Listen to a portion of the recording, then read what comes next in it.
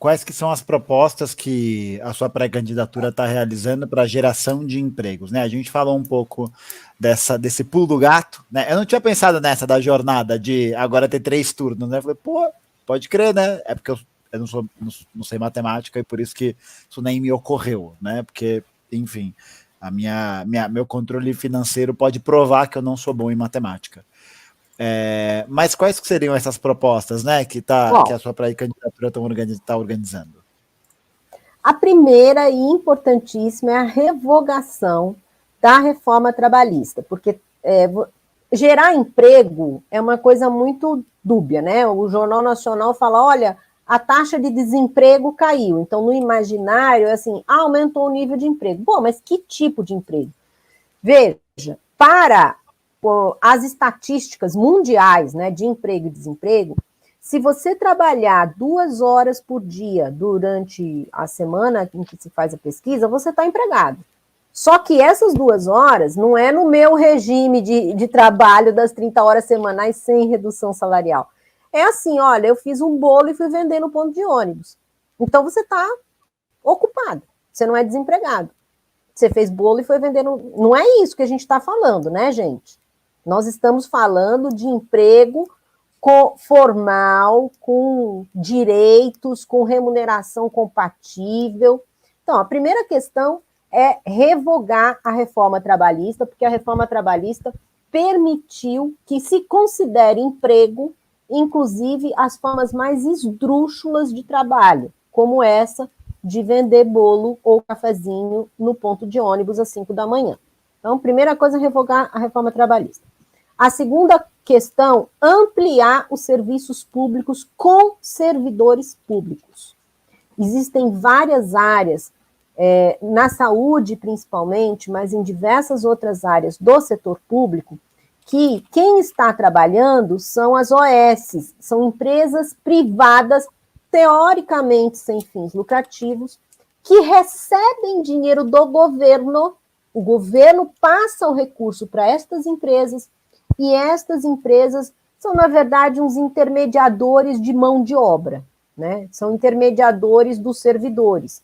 Esses servidores, eles não são servidores públicos, eles são servidores privados, têm jornadas de trabalho incompatível, não tem plano de carreira, podem ser demitidos a qualquer momento.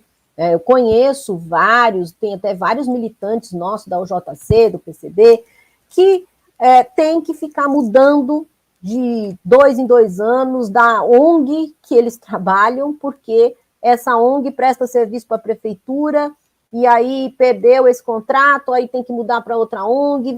Vejam, esses jovens, eles não têm nenhuma perspectiva de uma relação de trabalho com o mínimo de dignidade. Então, ampliar o concurso público, porque todo o dinheiro público tem que ser feito, usado pelas estruturas do Estado.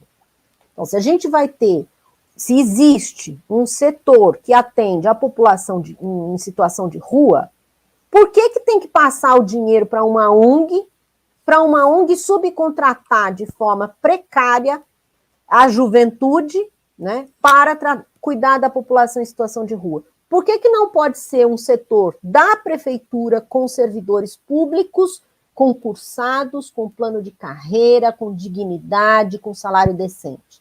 É isso que nós defendemos, em todas as áreas, principalmente na assistência social e na saúde.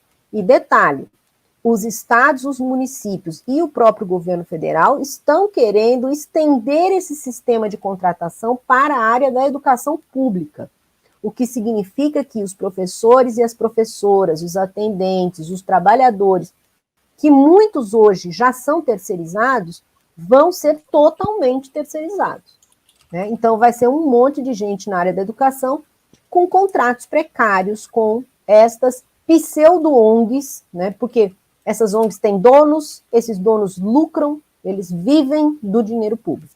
Então, essa é outra medida. Redução da jornada de trabalho, como eu já falei, e a reforma agrária. A reforma agrária talvez não atinja o seu público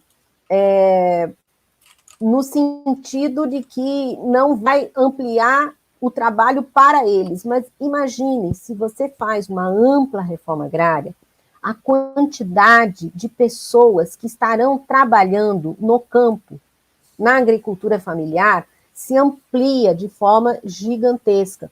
A gente não só gera, aí não é o caso do emprego formal, mas a gente gera trabalho para estas pessoas que querem, gostam desse trabalho. A gente produz alimento para o povo brasileiro e não commodity para o mercado internacional. E a gente preserva o meio ambiente. Olha aqui, não é uma boa luta? Pô, não é bom a gente... Não, é isso, gente... é o como da alegria, né? É isso. E é isso que a gente tem que fazer, entendeu? Tem que pensar nessas lutas, né? E colocar esta pauta em movimentação. Eu acho que esse é o importante da nossa pré-campanha, dos nossos pré-candidatos e candidatas que estão pelo Brasil todo levantando essas questões.